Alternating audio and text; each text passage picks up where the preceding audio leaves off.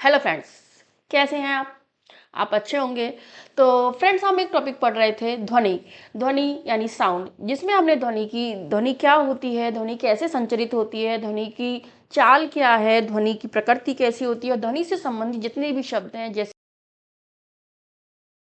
आज की इस वीडियो में हम इससे ध्वनि के जो आगे के टॉपिक हैं उनके बारे में हम पढ़ने वाले हैं। जैसे जिसमें हमने दिया हुआ है, जैसे ध्वनि बूम है, ध्वनि का परावर्तन कैसे होता है, ध्वनि की प्रतिध्वनि हमें कैसे सुनाई देती है, ध्वनि का अपवर्तन कैसे होता है, पराध्वनि के क्या उपयोग होते हैं, इन सब के बारे में आज के इस क्लास में हम पढ़ने वाले हैं। तो शुरू करते हैं आज का टॉपिक हम, ध्वनि।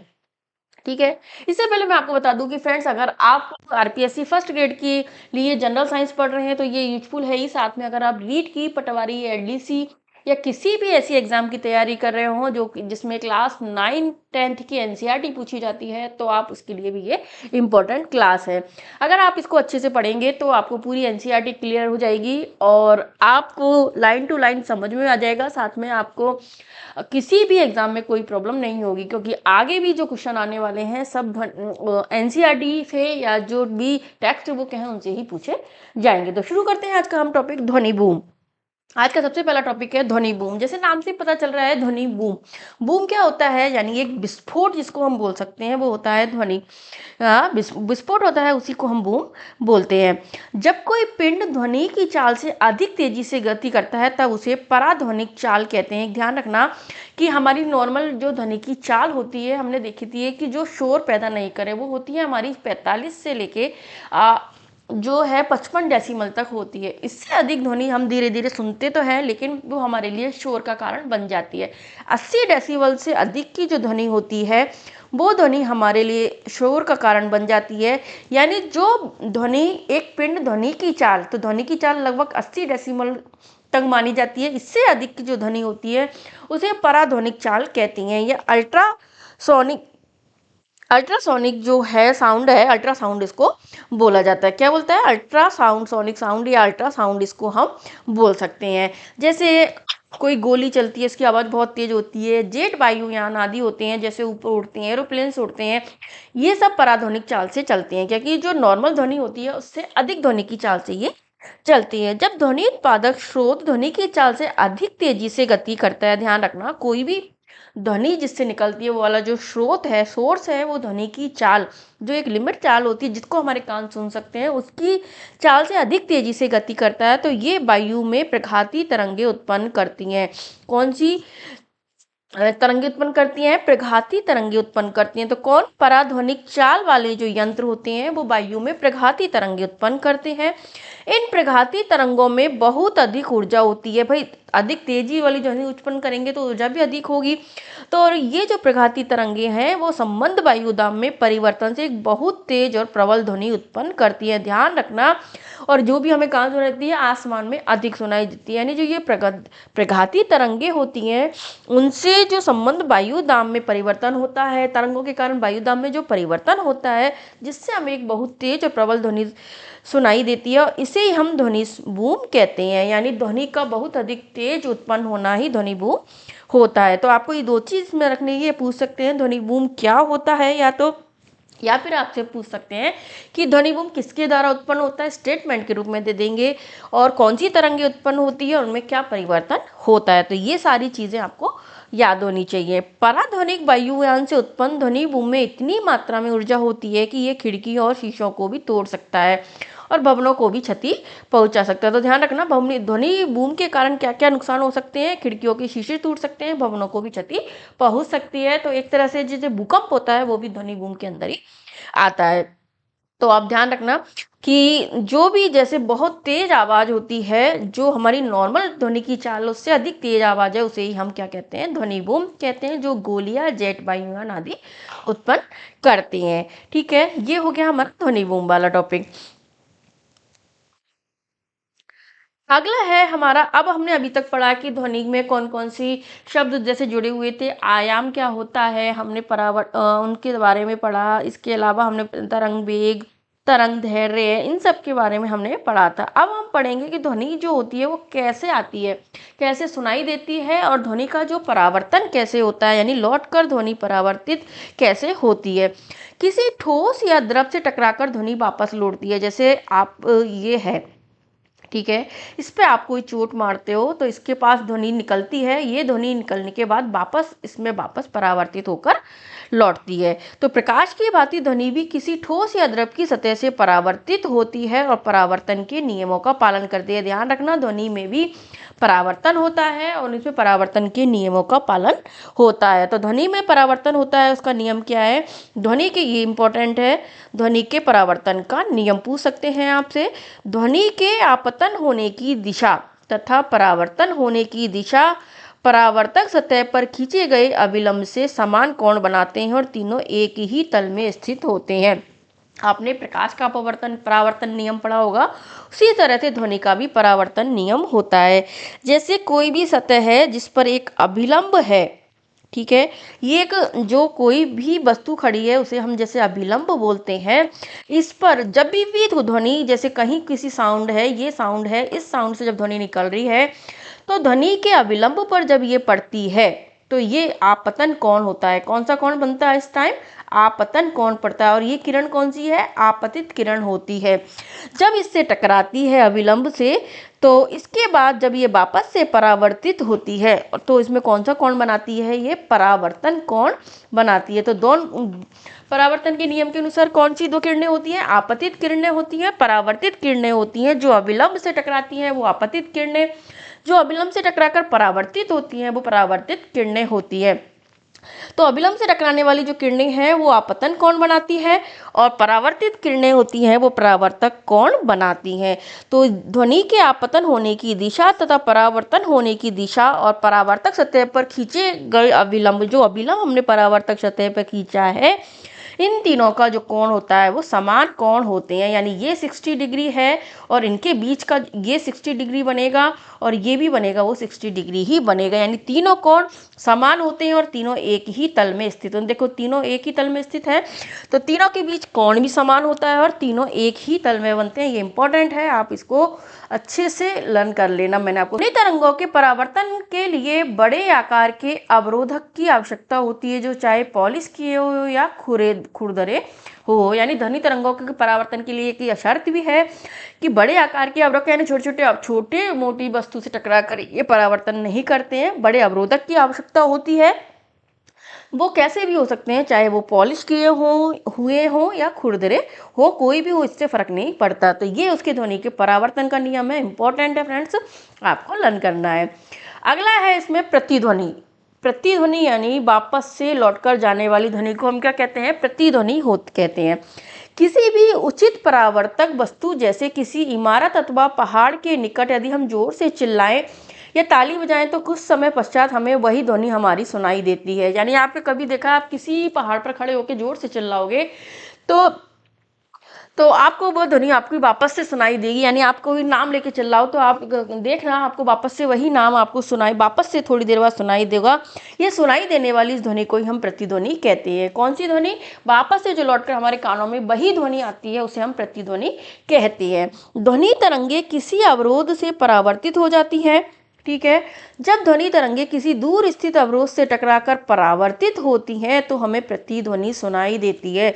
यानी एक बड़ा अवरोध, जैसे कोई एक पहाड़ है, इस पहाड़ से आप अगर आप चिल्ला रहे हो इसके पास से, तो ये ध्वनि, जैसे आप सोर्स हो यहाँ से चिल्लाते हो, जब ये ध्वनि निकलती है तो इस अवरोधक से टकराती है और इससे टकराकर वापस से वही हमारे कानों के पास पहुंच जाती है। तो अवरोध से परावर्तित हुई तो ये ध्वनि जो परावर्तित होती है वो ही हमें प्रतिध्वनि सुनाई देती है, यानी वही प्रतिध्वनि कहलाती है। ध्यान रखना, प्रतिध्वनि क्या होती है, जो वापस लौटकर ध्वनि आती है वो प्रतिध्वनि होती है। इसमें कुछ इंपॉर्टेंट पॉइंट है कि हमारे मस्तिष्क में ध्वनि की संवेदना लगभग 0.1 सेकंड तक बनी रहती है। इंपॉर्टेंट है, कितनी सेकंड तक बनी रहती है, यानी कोई ध्वनि जब हम सुनते हैं उसकी संवेदना 0.1 सेकंड तक बनी रहती है। अगर इतनी देर में हमें वापस से नई ध्वनि सुनाई दी तो वो हमारे लिए प्रतिध्वनि बन जाती है। स्पष्ट प्रतिध्वनि सुनने के लिए मूल ध्वनि तथा परावर्तित ध्वनि के बीच कम से कम 0.1 सेकंड का अंतराल अवश्य होना चाहिए। यानी ये इनका कहने का मतलब है कि जब आपको अगर दोबारा उसको पलट के वापस से प्रतिध्वनि यानी उसी ध्वनि को सुनना है, तो जैसे आप यहाँ से खड़े होकर चिल्लाए, ठीक है, तो इसके चिल्लाने के बाद हमारे कानों पे 0.1 सेकंड तक ये ध्वनि बनी रहती है। ओके, जब ये ध्वनि वापस से परावर्तित होती है तो हमें बीच कम से कम 0.1 सेकंड का भी अंतराल, यहाँ से यहाँ तक आने पर, मस्तिष्क से वापस लौट कर आने पर कितना अंतराल चाहिए हमें, 0.1 सेकंड तक हमारे कानों में बनी रहती है, हमारे मस्तिष्क में उसकी जो संवेदना है वो बनी रहती है। तो अगर आपको वापस से उस ध्वनि को सुनना है तो आपको 0.1 सेकेंड्स का अंतराल तो उसके चाहिए। अगर उससे अधिक का अंतराल होगा तो भी हमें वो ध्वनि सुनाई देगी। तो ये ध्यान रखना, दोनों चीज़ इंपॉर्टेंट है। यदि जैसे किसी दिए हुए ताप जैसे 22 डिग्री सेंटीग्रेड पर ध्वनि की चाल 344 मीटर पर सेकंड मान लें और ध्वनि को अवरोधक तक जाने तथा परावर्तन के पश्चात वापस तक आने में 0.1 सेकंड का समय लगना। कितना समय चाहिए हमें एक प्रतिध्वनि को सुनने के लिए, 0.1 सेकंड का। और अंतराल कितना चाहिए, मूल ध्वनि और परावर्तित ध्वनि में कम से कम 0.1 सेकंड का अंतराल होना चाहिए। ठीक है, श्रोता से परावर्तक सतह तक जाने तथा वापस आने में ध्वनि द्वारा तय की गई कुल दूरी कम से कम 344 मीटर पर second into 0.1 second into 34 meter 34.4 meter 34.4 meter होनी चाहिए। तो ये क्या, तो हमने देखा कि जो ध्वनि की चाल होती है वो वायु में किस वेग पर चलती है, 344 मीटर पर सेकंड पर चलती है, जो मैंने आपको कल ध्वनि चाल वाले टॉपिक में भी बताया। तो इनका कहने का मतलब है कि आप जैसे आप कोई व्यक्ति खड़ा है, कोई व्यक्ति है, ठीक है, कोई व्यक्ति है, जब वो ध्वनि से चिल्लाता है या फिर ध्वनि होती है तो ये ऐसे कोई पहाड़ से टकराई है तो ये परावर्तक सतह हो गई, इससे टकराकर जब वापस आती है तो इसके बीच में कितना अंतराल होना चाहिए, 0.1 सेकंड का अंतराल चाहिए। और इसकी जो चाल है वो क्या होती है, ध्वनि की 344 मीटर पर सेकंड होती है। ठीक है, तो ये क्या है कि ध्वनि द्वारा यहाँ से परावर्तक सतह तक जाने पर और वापस आने तक कितनी दूरी तय की गई, 344 मीटर पर सेकंड इंटू 0.1 सेकंड। यानी वेग दूरी बराबर क्या हो गई, दूरी क्या होता है हमारा, वेग इंटू समय। क्या होता है, वेग इंटू समय होता है, या चाल इंटू समय भी इसको कह सकते हैं। तो टोटल कितना आ गया हमारा, दूरी कितनी आ जाएगी हमारे पास, 34.4 मीटर की दूरी तय होती है। यानी श्रोता से परावर्तक सतह तक और परावर्तक सतह तक वापस आने तक कितनी दूरी तय होती है, इतनी दूरी होती है, 34.4 मीटर की दूरी तय होती है। ध्यान रखना आपको। तो स्पष्ट प्रतिध्वनि सुनने के लिए अवरोधक की ध्वनि स्रोत से न्यूनतम दूरी ध्वनि द्वारा तय की गई कुल दूरी की आधी अर्थात 17.2 मीटर अवश्य होनी चाहिए। यानी स्पष्ट प्रतिध्वनि आपको सुननी है, यानी वही सतह जो ध्वनि आपके पास से गई है उस ध्वनि को आपको अगर स्पष्ट सुनना है, क्योंकि आपको टोटल यहाँ से, ठीक है, यहाँ से परावर्तक सतह तक जो ध्वनि जा रही है उस ध्वनि के वापस आने तक तो कितनी दूरी होती है, 34.4 मीटर होती है। और जहाँ पे जाके दूरी खत्म हो वो ध्वनि खत्म हो जाती है। लेकिन अगर आपको प्रतिध्वनि सुननी है, प्रतिध्वनि आपको कब सुनाई देगी, जब ये जो परावर्तक सतह से ध्वनि है वो परावर्तित होकर हमें सुनाई देगी। तो उस ध्वनि के लिए आपको इसकी दूरी कितनी होनी चाहिए, केवल एक साइड की दूरी ही होनी चाहिए, तभी आप उसको प्रतिध्वनि आपको इसकी सुनाई देगी। भाई टकरा कर परावर्तित तो वो जब भी होगी ना, उसकी ध्वनि तभी सुनाई देगी। तो प्रतिध्वनि स्पष्ट सुनने के लिए ध्वनि द्वारा तय की गई जो कुल दूरी है उसकी आधी अर्थात कितनी होनी चाहिए, 17.2 मीटर ध्वनि उत्पन्न होनी चाहिए। कितनी दूरी होनी चाहिए, 17.2 मीटर की दूरी होनी चाहिए, तब हमें वो प्रतिध्वनि सुनाई देती है, स्पष्ट प्रतिध्वनि सुनाई देती है। ठीक है, तो इसको हम ऐसे भी कह सकते हैं कि 17 मीटर से कम दूरी होने पर मूल ध्वनि और प्रतिध्वनि हमें अलग अलग सुनाई नहीं देती। यानी स्पष्ट प्रतिध्वनि सुननी है तो हमें कम से कम 17 मीटर की दूरी अवश्य चाहिए, तो ही सुनाई देगी, नहीं तो सारी ध्वनियाँ मिक्स हो जाएंगी। यह दूरी वायु के ताप के साथ भी बदल जाती है, क्योंकि ताप के साथ ध्वनि के वेग में परिवर्तन होता है। जो हमने पढ़ा था कि ध्वनि की चाल है वो ताप पर और माध्यम पर निर्भर करती है, तो ताप के साथ ध्वनि के वेग में परिवर्तन हो जाता है। और ध्वनि के बारंबार परावर्तन के कारण हमें एक से अधिक प्रतिध्वनियां भी सुनाई देती हैं। यानी ध्वनि में जब बार बार परावर्तन होता है तो हमें एक से अधिक प्रतिध्वनियां सुनाई देती हैं, क्योंकि उनके बीच में जो स्पष्ट दूरी है वो नहीं होती है। जैसे बादलों की गड़गड़ाहट की ध्वनि कई परावर्तक पृष्ठों से टकराती है, जिससे बादलों और भूमि से बराबर परावर्तन के फलस्वरूप हमें बादलों की गड़गड़ाहट सुनाई देती है। लेकिन बहुत सारी ध्वनि एक साथ में सुनाई देती है, हमें एक स्पष्ट अलग से कोई ध्वनि सुनाई नहीं देती है। तो इसको भी आपको ध्यान रखना है। ये हो गया हमारा प्रतिध्वनि। तो अगला टॉपिक है हमारा अनुरणन। अनुरणन क्या होता है कि जैसे आप किसी मूवी थिएटर में बैठे हो, जब किसी मूवी थिएटर में आप बैठे हो, जब आप ध्वनि सुनते हो तो वहाँ पे जो ध्वनि है वो, क्योंकि एक बंद हॉल होता है तो वहाँ पे बारह बार ध्वनि का परावर्तन होता है। तो बार बार परावर्तन के कारण हमें काफ़ी समय तक वही ध्वनि धीरे धीरे सुनाई देती है, और वो तब तक सुनाई देती है जब तक कि वह ध्वनि पूरी रूप से खत्म नहीं हो जाती है।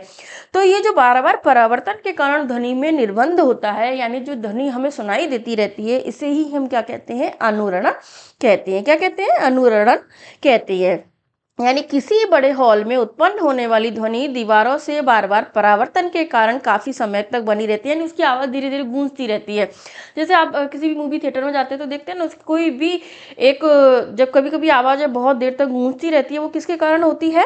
अनुरणन के कारण होती है। और जब तक वह इतनी कम न हो जाए कि वो हमें सुनाई नहीं देती, तब तक वह आवाज धीरे धीरे गूंजती रहती है। तो ये जो गूंजना होता है आवाज का, वही क्या कहलाता है? अनुरणन कहलाता है। यह बारंबार परावर्तन के जिसके कारण ध्वनि निर्बंध होती है, अनुरणन कहलाता है। या किसी सभागार में ध्वनि निर्बंध बार बार परावर्तन के कारण होती है, उसे अनुरणन कहते हैं। इंपॉर्टेंट है, ध्यान रखना। किसी सभागार या किसी भी हॉल में ध्वनि जो बार बार हल्की हल्की सी सुनाई देती रहती है, वो परावर्तन के कारण होती है और उसे अनुरणन कहते हैं। यानी किसी सभा भवन में या बड़े हॉल में अत्यधिक अनुरणन अत्यंत अवांछनीय होता है। तो अनुरणन को कम करने के लिए, इंपॉर्टेंट है, अनुरणन को कम करने के लिए क्या करते हैं? सभा भवनों की छतों या दीवारों पर ध्वनि अवशोषक पदार्थों जैसे संपीड़ित फाइबर बोर्ड, खुरदरे प्लास्टर अथवा पर्दे को लगाया जाता है। स्पेशली उसकी ध्वनि को गूंजे नहीं। अनुरणन क्या होगा? एक तरह से ध्वनि का गूंजना। तो ध्वनि के गूंजने को कम करने के लिए सभा भवनों की छतों पर, दीवारों पर ध्वनि अवशोषक पदार्थ जैसे संपीड़ित फाइबर बोर्ड, खुरदरी प्लास्टर अथवा पर्दे लगे होते हैं। सीटों के पदार्थों का चुनाव इनके ध्वनि अवशोषक गुणों के आधार पर किया जाता है। यानी ये ध्यान रखना, ध्वनि अवशोषक पदार्थ कौन कौन से लगाए जाते हैं और अनुरणन क्या होता है। इसके अलावा एक एग्जाम्पल दे रखा है एनसीईआरटी में, जो हमने पढ़ा था अभी की, जो ध्वनि हमें सुनाई देती है, प्रतिध्वनि हमें सुनाई देती है, उसके आधार पर ही इसमें एग्जाम्पल दे रखा है, तो आपसे पूछे जाने की भी संभावना है। एक मनुष्य किसी खड़ी चट्टान के पास ताली बजाता है, ठीक है, और उसकी प्रतिध्वनि 2 सेकंड के पश्चात सुनाई देती है। यानी कितनी है प्रतिध्वनि सुनने का टाइम? 2 सेकंड है। यदि ध्वनि की चाल 340 मीटर पर सेकंड, देखो इसमें अब चाल का जो मान है वो चेंज कर दिया, तो चट्टान तथा मनुष्य के बीच की दूरी कितनी होगी? आपको देखना, जैसे ये कोई मनुष्य है, ये मनुष्य यहाँ पे एक चट्टान है, ठीक है, इस चट्टान के यहाँ पे खड़ा होकर जब ताली बजाता है तो एक ध्वनि निकलती है, ये ध्वनि इससे टकराती है, ठीक है, इससे टकराती है, तो इसकी चाल क्या है? 346 मीटर पर सेकंड है, ठीक है। और इसके चाल के बाद, टकराने के बाद ये प्रतिध्वनि हमें सुनाई देती है, यानी वापस से उसको ध्वनि सुनाई देती है, परावर्तित होती है वो। टाइम क्या है इसका? 2 सेकंड है। टाइम क्या है अपना? 2 सेकंड है। तो दूरी कितनी हो गई टोटल? ध्वनि द्वारा कितनी दूरी चली गई है? हमने देखा ना क्या होता है? वेग इंटू समय। तो 346 इंटू 2 बराबर कितनी दूरी चली गई? 692 मीटर दूरी चली गई थी। लेकिन उन्होंने केवल चट्टान और मनुष्य के बीच की दूरी पूछी है, टोटल दूरी हमसे ध्वनि की दूरी नहीं पूछी है। क्या पूछा है? चट्टान और मनुष्य के बीच की दूरी। तो चट्टान और मनुष्य के बीच की दूरी कितनी हो गई? वो तो एक साइड की दूरी है, क्योंकि ये जो ध्वनि वाली जो दूरी हमें सुनाई देती है वो टोटल दूरी है, जाने में और परावर्तित होकर आने में लगने वाली पूरी दूरी है। लेकिन हमें केवल चट्टान और मनुष्य के बीच की दूरी हो गई पूछी है। तो ये दूरी हम कैसे निकालेंगे? इसको हम आधा कर देंगे तो हमें चट्टान और मनुष्य के बीच की दूरी पता चल जाएगा। कितनी हो गई? 342 मीटर। तो आपको अगर ऐसे क्वेश्चन पूछ ले तो आप कर सकते हो, क्योंकि हमने देखा है कि दूरी कैसे निकाल सकते हैं, ध्वनि की कुल दूरी कैसे निकाल सकते हैं? वेग इंटू समय से निकालेंगे, ठीक है। वेग इंटू समय से निकाल देंगे तो 692 मीटर आ गई। लेकिन 2 सेकंड में ध्वनि ने चट्टान और मनुष्य के बीच की दोगुनी दूरी की, दो एक बार चली फिर परावर्तित होकर वापस भी आई है। लेकिन हमें केवल चट्टान और मनुष्य के बीच की दूरी पूछी है, तो आपको 692 मीटर में 2 का भाग दे देंगे तो आपको 342 मीटर यानी चट्टान और मनुष्य के बीच की दूरी प्राप्त हो जाएगी। अगर इन्होंने टोटल ध्वनि की दूरी पूछी होती तो इसका आंसर 692 मीटर ही हो जाता। इसी तरह से अगर आपको प्रति ध्वनि भी पूछ ले तो भी इसका आंसर 692 मीटर ही होता। तो आपको किसी तरह से भी बस आपको एक फॉर्मूला पता होना चाहिए, आप कोई भी क्वेश्चन हल कर सकते हैं। हमने देखा ध्वनि में जो परावर्तन होता है, तो ध्वनि का परावर्तन हमारे लिए कितना उपयोगी है, किस किस में इसका यूज होता है, तो ध्वनि के परावर्तन के उपयोग के बारे में भी हम देखते हैं। तो ध्वनि के बहुल परावर्तन के उपयोग, ध्वनि का जो परावर्तन है उसका क्या क्या उपयोग है। एक तो मेगाफोन या लाउड स्पीकर्स होते हैं, हमारे हॉर्न होते हैं, तूर्य होते हैं, मतलब जो क्या बोलते हैं इसको, जो तूतड़ी वगैरह बजाई जाती है, शहनाई जैसे वाद्य यंत्र में ध्वनि सभी दिशाओं में फैले बिना केवल एक ही दिशा में जाती है। ध्यान रखना, इसमें इस तरह से इनकी व्यवस्था की जाती है कि ध्वनि सीधी सीधी एक ही दिशा में जाती है, यानी एक ही दिशा में से गमन करती है। यह स्रोत से उत्पन्न होने वाली ध्वनि तरंगों को बार बार परावर्तित करके श्रोताओं की ओर आगे की दिशा में भेजती है। इसका क्या कारण है कि परावर्तन के नियम के कारण फिर ये ध्वनि जब परावर्तित होती है तो परावर्तित होकर श्रोताओं को आगे की दिशा में भेजती है, जिससे उनको ध्वनि सुनाई देती है। इसके लिए ये एक ही दिशा में इस तरह से इनकी व्यवस्था की जाती है कि केवल एक ही विशेष दिशा में जाती है। तो ये केवल किसके कारण होता है, परावर्तन के कारण होता है। दूसरा इसका उपयोग है कि स्टेथोस्कोप एक चिकित्सा यंत्र है जो कि शरीर के अंदर मुख्यतः हृदय और फेफड़ों में उत्पन्न होने वाली ध्वनि को सुनने के काम आता है। स्टेथोस्कोप जिसे डॉक्टर यूज करते हैं वो मुख्यतः हृदय और फेफड़ों में उत्पन्न होने वाली ध्वनि को हमारे चेस्ट पर लगाते हैं ना, तो ध्वनि को सुनने में काम आता है। चेस्ट पर लगा के हमारे चेक करते हैं कि हमारी धड़कन कैसी चल रही है। तो ये कैसे काम करता है कि स्टेथोस्कोप में रोगी के हृदय की धड़कन की ध्वनि बार बार परावर्तित होती है, परावर्तन के कारण डॉक्टर के कानों तक पहुंच जाती है। तो ये भी स्टेथोस्कोप भी ध्वनि के परावर्तन के नियम पर ही काम करता है। तो इसके दो यूज देख लिए अपने, वाद्य यंत्रों में या लाउड स्पीकर्स वगैरह में और स्टेथोस्कोप में। इसके अलावा कंसर्ट हॉल, सब सम्मेलन कक्ष और सिनेमा हॉल है, उनकी छतें वक्राकार बनाई जाती है। कैसे बनाई जाती है, उनकी छतें ऐसे वक्राकार बनाई जाती हैं। क्यों बनाई जाती हैं, जिससे कि परावर्तन के पास ध्वनि हॉल के सभी भागों में पहुंच जाते हैं। जैसे यहाँ से ध्वनि है, जैसे पर्दा है, ये पर्दे पर से ध्वनि बनती है, जब ध्वनि इस पे पहुंचती है तो अगर सीधी होगी तो एक ही दिशा में पहुंचेगी, लेकिन जब परावर्तित होती है ध्वनि, इस तरह से परावर्तित होती है तो वो सभी दिशाओं में पहुंच जाती है। इसके लिए सभी को अच्छे से ध्वनि सुनाई देती है। तो इसके लिए इनको परावर्तन बनाई जाती, वक्राकार बनाई जाती हैं, और ये भी ध्वनि के परावर्तन के नियम पर काम करती है। कभी कभी वक्राकार ध्वनि पट्टों के मंच पीछे रख दिए जाते हैं, जिससे कि ध्वनि पट्ट से परावर्तन के पश्चात समान रूप से हॉल में फैल जाती है। तो इसके कारण भी इसके 3 यूज देख लिए परावर्तन के। हमने क्या क्या देख लिया कि लाउड स्पीकर वगैरह में और वाद्य यंत्रों में एक ही दिशा में ध्वनि जाती है, जिससे ध्वनि परावर्तित होकर श्रोताओं को अच्छे से सुनाई देती है।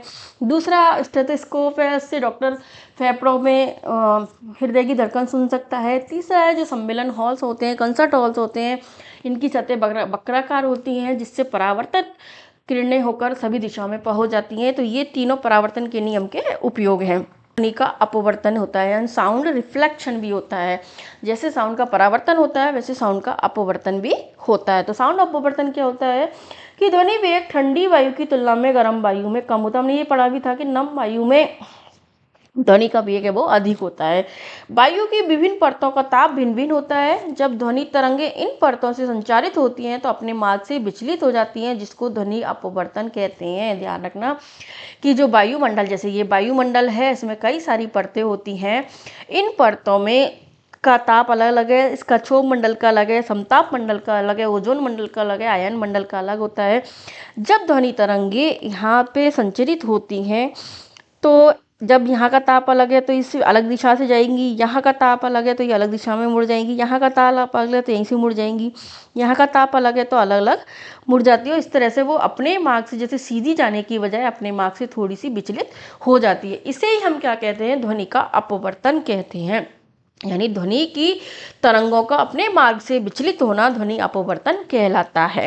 रात्रि में तथा ठंडे दिन में ध्वनि तरंगे अपने मार्ग से पृथ्वी की तरफ मुड़ जाती हैं, जिसके कारण हमें ध्वनि अधिक देर तक सुनाई देती है। तो अगर आपसे ये भी क्वेश्चन पूछ सकते हैं कि अगर रात्रि या जो ठंडे दिनों में हमें ध्वनि की है वो अधिक देर तक क्यों सुनाई देती है, तो क्योंकि वो अपने मार्ग से वापस से पृथ्वी की तरफ मुड़ जाती है, इसके लिए हमें ध्वनि अधिक देर तक सुनाई देती है। और किसके कारण होती है? ये ध्वनि अपवर्तन के नियम के कारण होता है। इसी प्रकार जो शांत जल सतह पर भी ध्वनि असाधारण रूप से अधिक दूर तक सुनाई देती है, क्योंकि वो भी अपने मार्ग से परिवर्तित हो जाती है। तो ध्वनि के अपवर्तन का क्या परिणाम होता है कि ध्वनि के अपवर्तन से हमें क्या फायदा होता है कि दिन में ध्वनि केवल ध्वनि स्रोत के पास के क्षेत्रों में सुनाई देती है, लेकिन रात्रि में हमें दूर दूर तक सुनाई देती है। तो ये भी इंपॉर्टेंट है, एग्जाम्पल पूछ सकते हैं कि कौन से नियम पर काम करते हैं। तो दिन में ध्वनि हमें आसपास के क्षेत्रों में, लेकिन रात्रि में दूर तक सुनाई देने का कारण क्या है? ध्वनि का अपवर्तन होता है, जिसके कारण हमें दूर दूर तक सुनाई देती है। तो इसके आधार पर एक इम्पोर्टेंट फैक्ट है, इम्पोर्टेंट लाइन है कि जब ध्वनि एक माध्यम से दूसरे माध्यम में जाती है, यानी ध्यान रखना, जब ध्वनि का माध्यम चेंज होता है तो ध्वनि की चाल तथा तरंगदैर्घ्य बदल जाती है, जबकि उसकी आवृत्ति में कोई बदलाव नहीं होता है। यानी ध्वनि अगर आपकी ठोस मार्ग है, ठोस से अगर जल में जाएगी या फिर गैस में जाएगी, तो एक माध्यम से जब दूसरे माध्यम में जाती है तो ध्वनि का वेग परिवर्तित हो जाता है, उसकी तरंगदैर्घ्य भी परिवर्तित हो जाती है, यानी चाल और दूरी परिवर्तित हो जाती है, लेकिन उसकी फ्रीक्वेंसी में कोई बदलाव नहीं होता, उसकी फ्रीक्वेंसी एक ही रहती है, यानी जो कंपन ध्वनि तरंग में चल रहे हैं वो एक समान रहते हैं। तो किसी भी माध्यम में ध्वनि की चाल ध्वनि की आवृत्ति पर निर्भर नहीं करती। ध्यान रखना, पूछ सकते हैं कि किसी भी माध्यम में, यानी द्रव से ठोस, ठोस से गैस, किसी भी माध्यम में जाए तो ध्वनि का वेग या ध्वनि की जो चाल है वो ध्वनि की आवृत्ति पर निर्भर नहीं करती है। ये इंपॉर्टेंट है, वो इसमें केवल ध्वनि की चाल और तरंगदैर्घ्य बदलती है। तो फ्रेंड्स, आज हमने देखा इस तरह से ध्वनि का परावर्तन, ध्वनि का अपवर्तन, प्रतिध्वनि, अनुरण, सारे इंपॉर्टेंट जो फैक्ट्स हैं या इंपॉर्टेंट लाइन्स हैं वो हमने देख लिए आज की। इसके अलावा कुछ थोड़े एक दो टॉपिक और रहे हैं ध्वनि के, वो हम अगली क्लास में देखेंगे। तो मिलते हैं अगली क्लास में, ठीक है। अगर आपको मेरी वीडियो अच्छी लगे तो वीडियो को लाइक कर दो, चैनल को सब्सक्राइब कर लो और भी लोगों को शेयर करो ताकि उन्हें भी फ़ायदा मिल सके।